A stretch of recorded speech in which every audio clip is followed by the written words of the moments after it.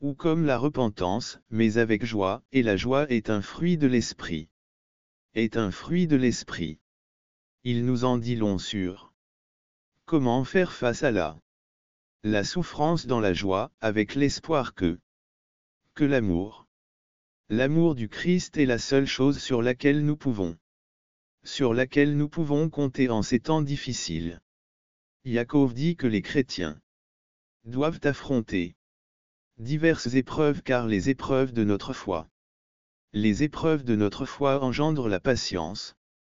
Lorsque le Christ a laissé ses empreintes pour nous, afin que nous puissions suivre ses traces et non pas pour les éviter, je crois qu'il n'y a plus. Il n'y a plus l'occasion d'imiter le Christ, même si c'est plus d'imiter le Christ que l'injustice, la souffrance. N'oublions pas que le but ultime de Dieu est de nous rendre semblables à son Fils le Christ. C'est pourquoi il supprime de nos vies les injustices pour nous donner l'opportunité de grandir à la ressemblance de son Fils.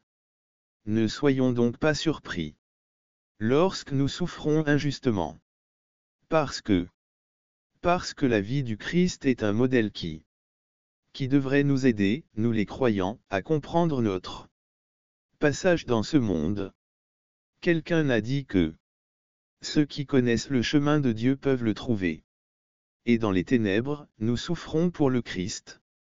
Souffrons avec Christ, nous souffrons pour lui. Lorsque notre foi et notre dévouement à son égard sont mis à l'épreuve, nous souffrons pour lui. Foi et notre dévotion à son égard sont mises à l'épreuve. Mais nous souffrons avec lui. À cause de notre marche quotidienne à travers la vie qu'il nous a donnée, notre désir devrait être le même que celui de Paul quand il a dit « Je veux connaître le Christ ». Sentir la puissance de sa résurrection et de sa solidarité.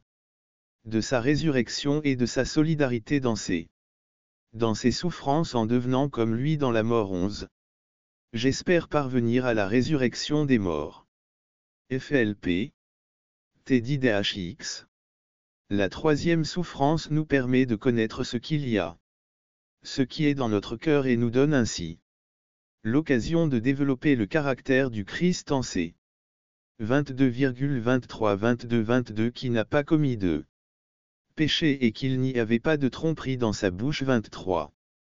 Qui, lorsqu'on le maudissait, ne répondait pas.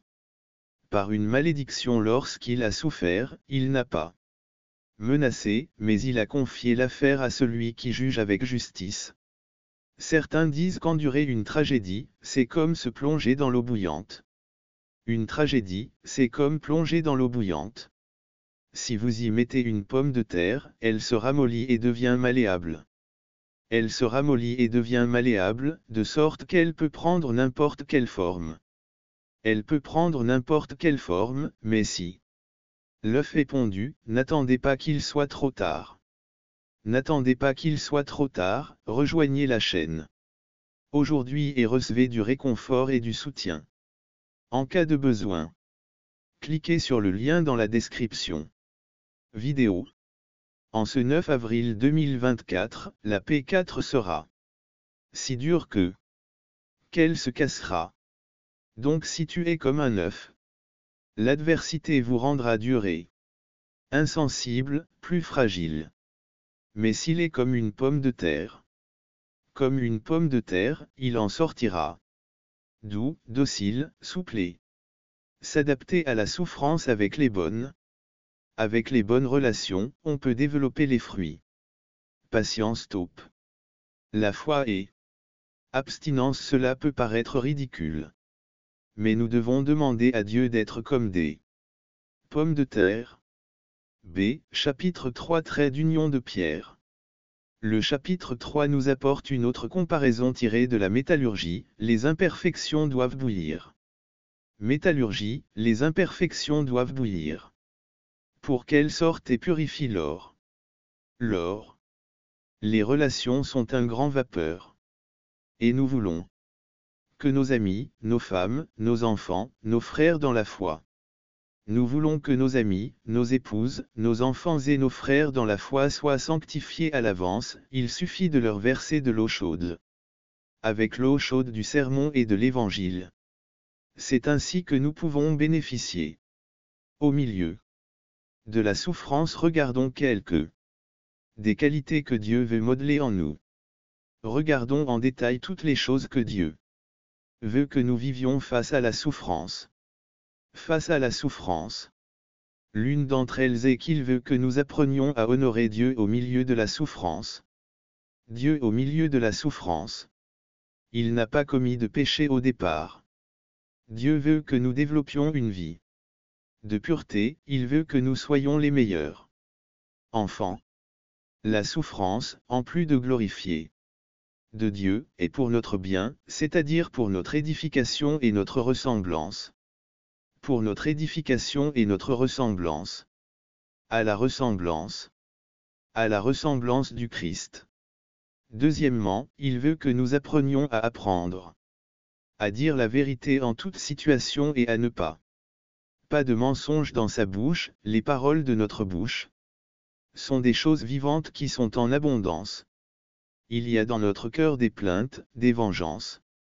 Le ressentiment, l'envie et ainsi de suite. Il est très difficile de dire quelque chose de bon en faveur de ceux qui Dieu rit pour que nous apprenions la dure leçon de la bénédiction et non de la maudire. 3. Il veut que nous apprenions à aimer nos voisins dans des circonstances défavorables.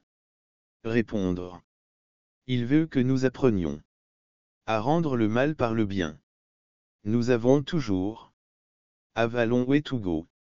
Pour être capable de faire le deuxième mille pour mettre une autre pique pour donner non seulement le quiton mais aussi le manteau. 4. Il veut que nous apprenions à faire entièrement confiance au plan parfait de Dieu. God's plan et HAS assign the case to the one. Juge.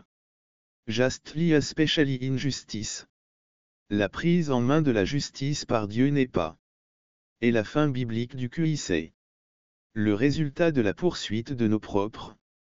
C'est le résultat de croire que je suis